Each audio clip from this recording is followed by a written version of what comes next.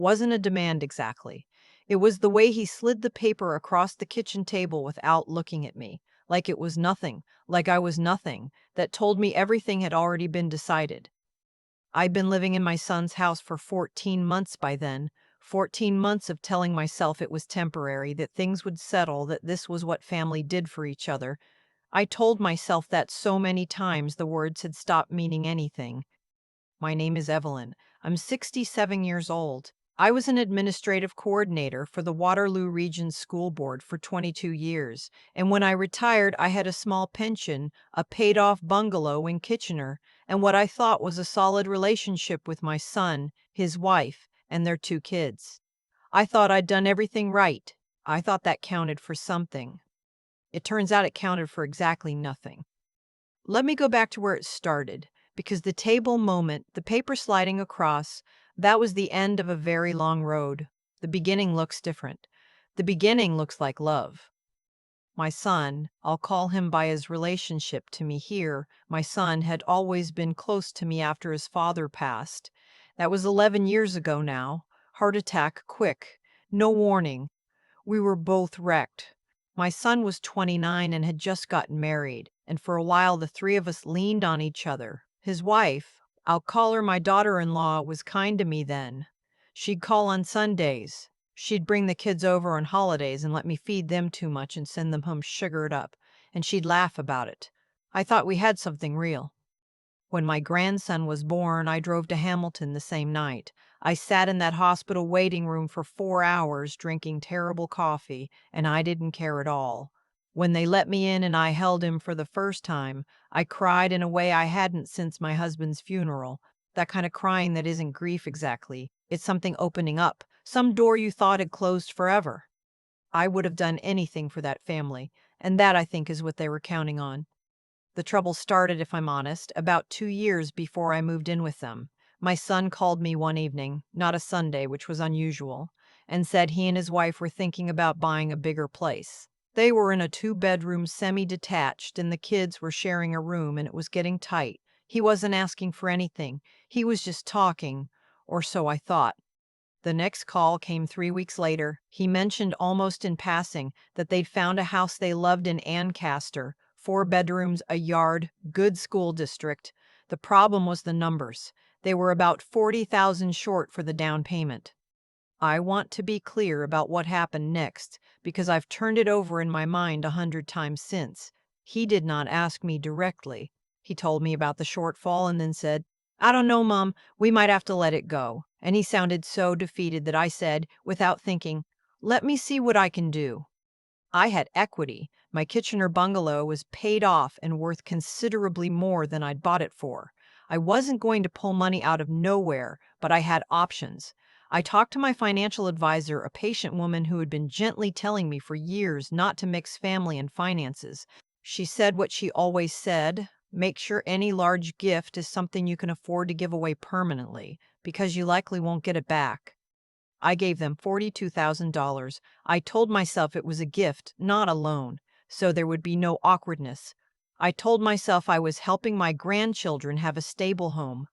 I signed the paperwork at the bank, and I drove home, and I made myself a cup of tea, and I sat with a decision.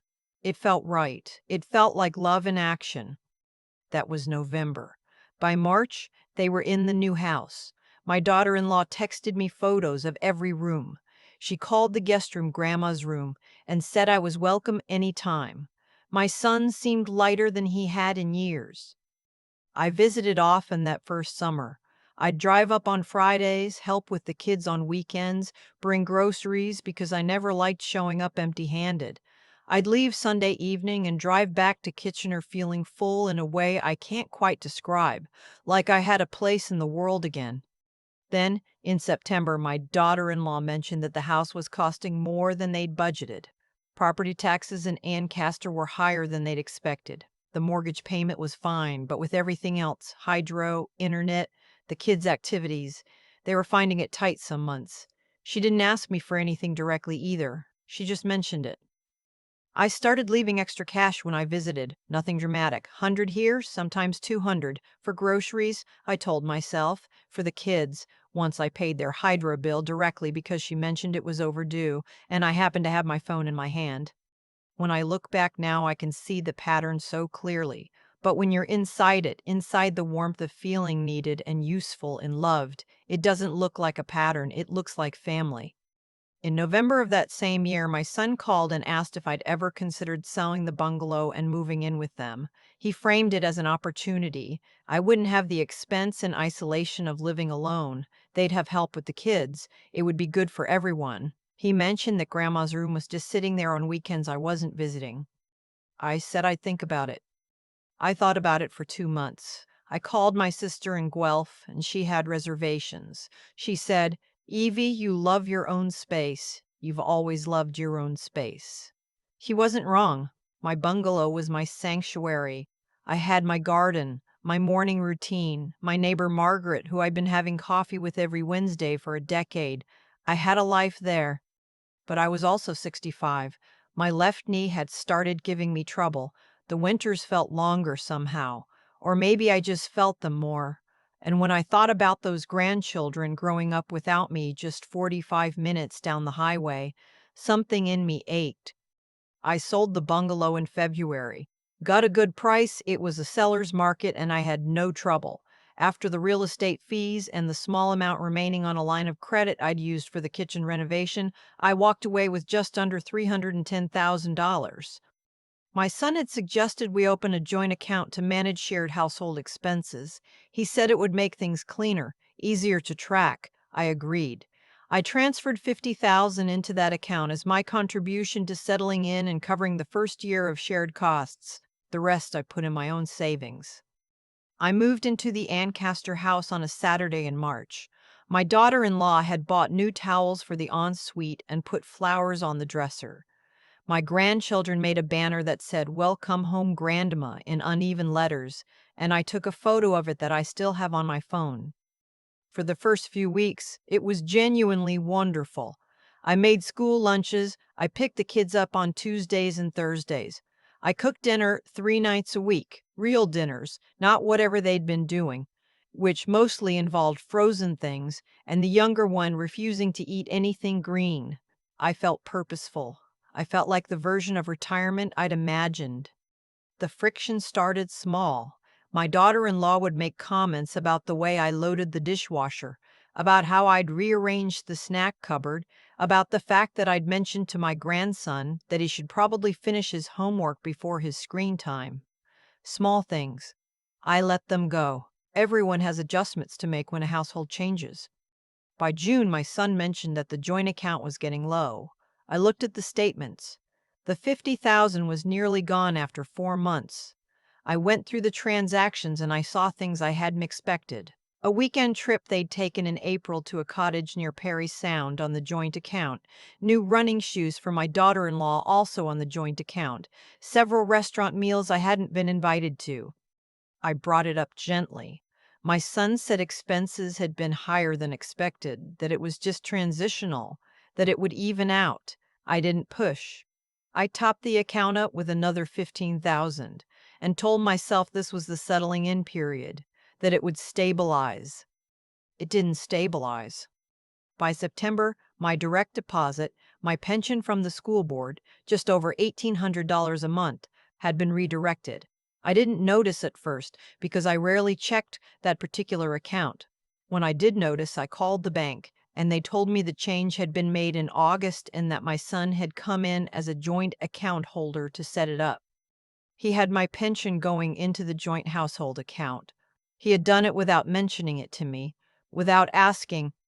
When I confronted him, he was calm. He said it made more sense for the money to go directly into the household expenses, that it was more efficient, that I wasn't using it for anything specific anyway. He said it like this was obvious, like I should have thought of it myself. I said I wanted it changed back. He said we could talk about it. We talked about it 3 times over 2 weeks and nothing changed. My daughter-in-law stopped making eye contact with me at breakfast. Then came the morning with the kitchen table.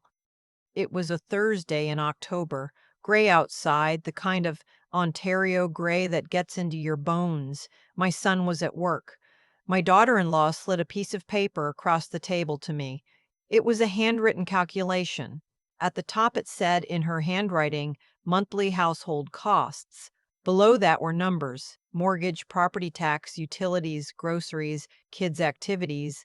At the bottom, circled, a figure, $1,750. The note next to it said, Evelyn's monthly contribution. She didn't look at me when she slid it. She was looking at her phone. I looked at the number for a moment. $1,750 was essentially my entire pension. What she was asking, without asking, in that way they had both learned to not ask, was that I hand over everything I received each month and live on my savings until those ran out too. I said quietly that I didn't think that was something I could agree to. She looked up then. She said my son and she had been talking about it, that the house was expensive, that I was living there and not contributing enough, that this was what was fair. She said the word fair, the way people say it when they've already decided what fair means, and your opinion isn't part of the calculation. I asked her what my son paid toward the mortgage each month. She told me that was between a husband and wife. I asked whether the $42,000 I'd given them for the down payment had been considered in her calculation. Her expression didn't change. She said that was a gift and it wasn't relevant to current expenses.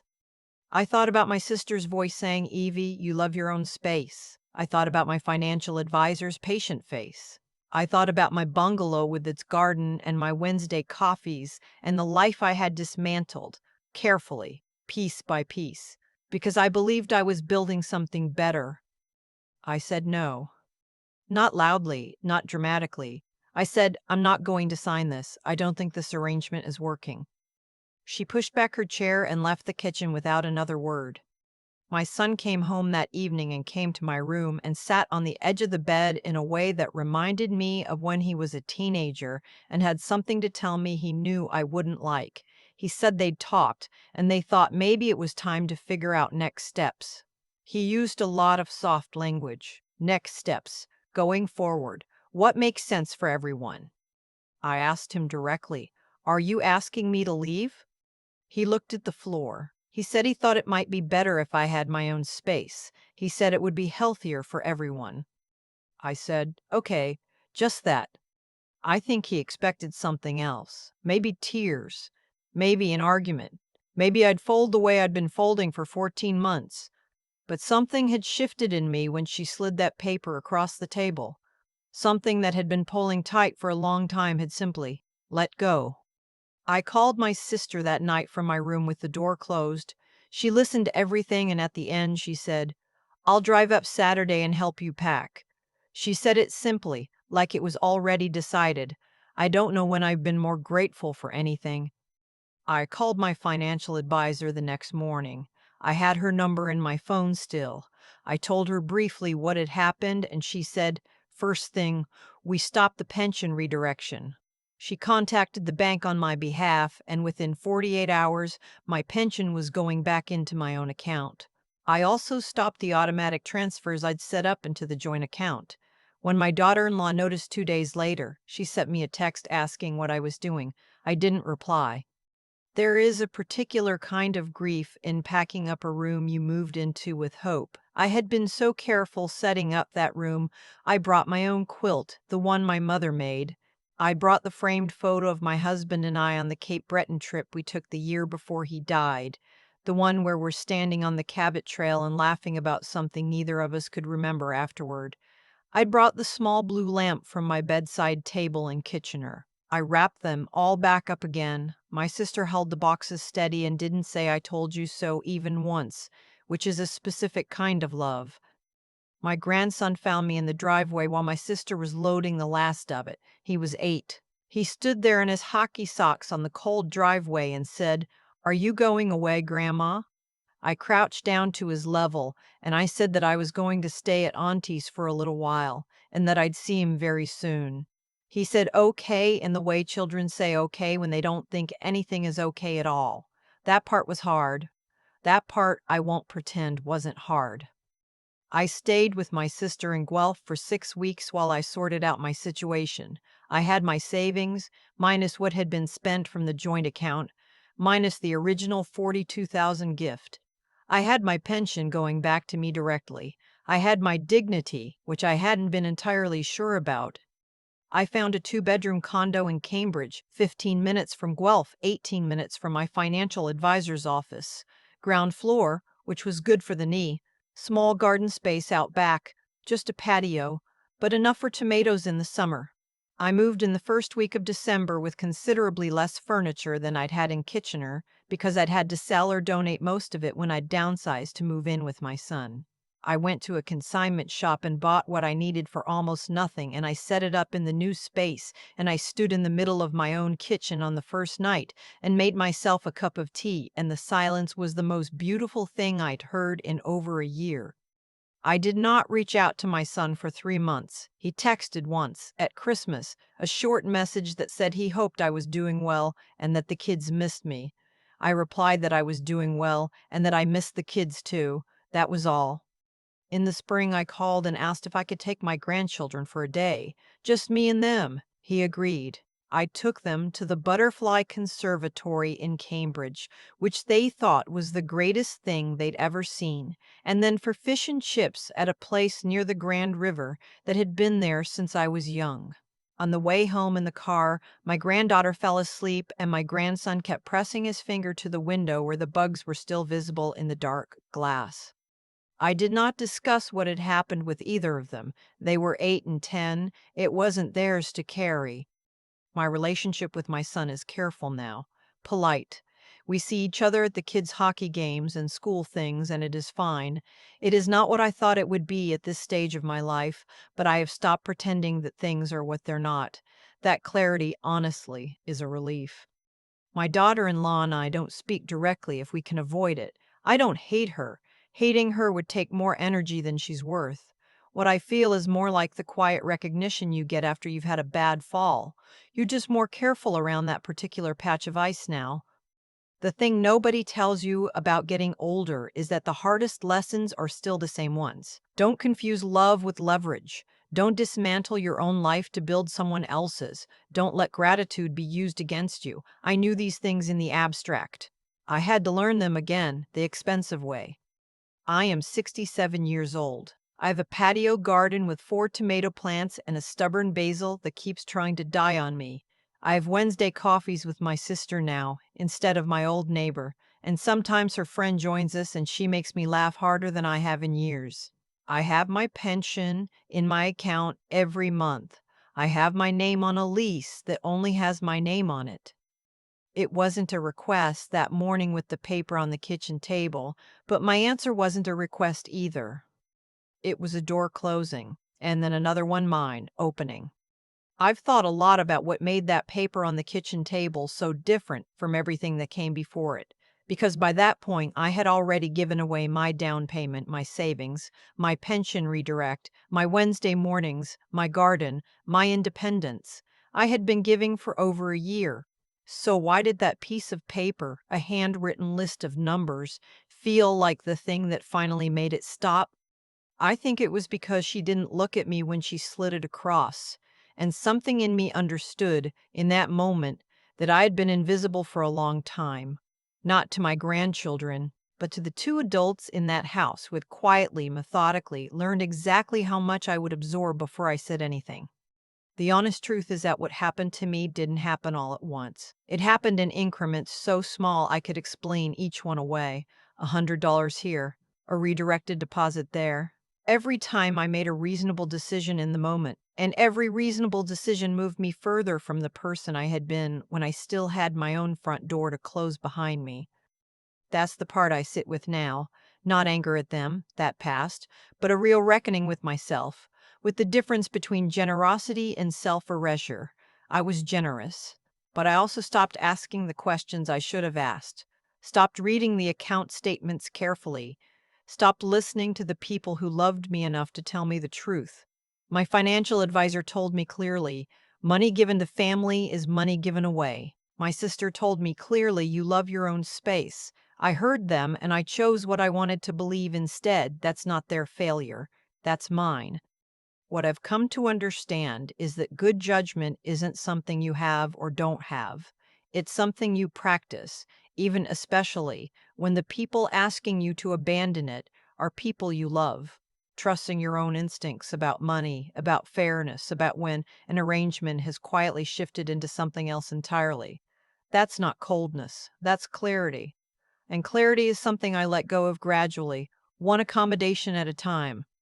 The part that took the longest to rebuild wasn't the finances. It was the willingness to act. I knew things were wrong months before I did anything. I knew when I saw the cottage charge on the joint account. I knew when my pension disappeared without a conversation. Knowing and moving are two different muscles, and I had let mine go soft. Getting up, packing the boxes, making the calls, that was harder than any of it. But it was also the only part that actually changed anything. I have 4 tomato plants on my patio now. The basil is still fighting me. My sister comes for coffee on Wednesdays, and we talk too long, and I never once feel like I need to apologize for taking up space in my own home. That's what I want to hold on to. Not the paper on the table, not the long drive to Guelph with my quilt in the back seat. Just this, the knowledge that it is never too late to stop, look clearly at what is actually happening, and choose differently. I chose differently. It wasn't easy. It was exactly right.